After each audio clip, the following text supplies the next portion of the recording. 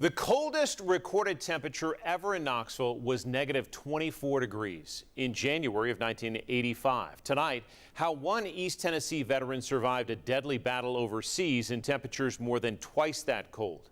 A fight best summed up as hell frozen over.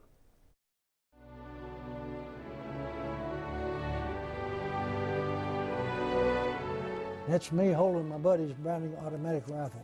East Tennessee Marine Bruce Farr was a teenager when he survived an infamous battle during the war in Korea near the Chosin Reservoir. I had ice between my toes and under my feet. The extreme cold in November and December of 1950 forever marked troops who fought there as the frozen Chosin. They told us it's 54 below zero. How do you fire a gun or fight a war in 50 below zero temperatures? You don't. If there's much oil on the weapon, it freezes up.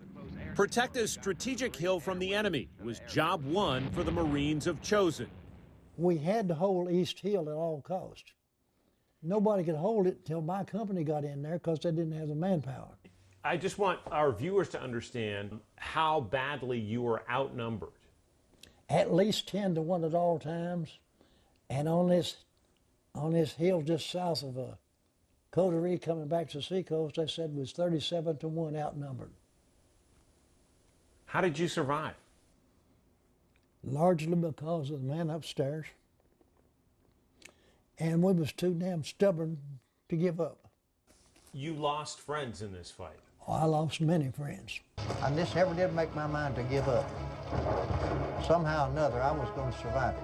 Then a 6'2", 129-pound Marine, the now 95-year-old war veteran, was featured in a documentary about the historic fight. Even more than 60 years later, it's still hard to put your mind back through it. A book written about the battle gets its title from the words spoken by the veteran featured in this famous photo. When asked his one wish, he answered, "Give me tomorrow." Give me tomorrow. In other words, give me one more day.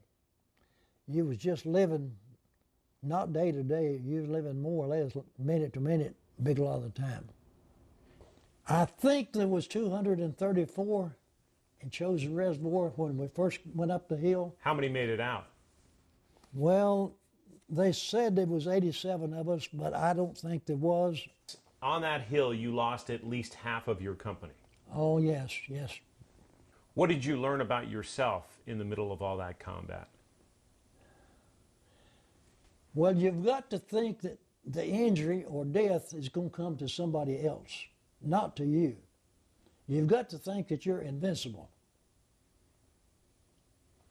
But you've still got to use some common sense. When he reflects on the Chosin Reservoir fight, Bruce Farr remembers the moment he met stretcher bearers carrying the waves of wounded and hundreds of troops killed in action. I said, "Who's this one?" He said, "Bobby Hallowell." I said, "My best friend." Went a little bit further, met another stretcher. I said, "Who's this one?" He said, "Donald Williams, 2nd Platoon, machine gunner." I said, "Another one of my best friends." When people hear about Chosin Reservoir, what should they think about? Their freedom,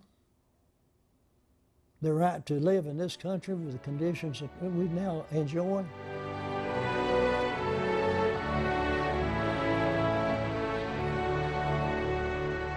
That Marine machine gunner survived the fight at Chosin Reservoir with barely a scratch, but weeks later, friendly fire from American artillery wounded him so severely he was forced off the battlefield and sent home from war. Robin? What a story he shares. All right, thank you.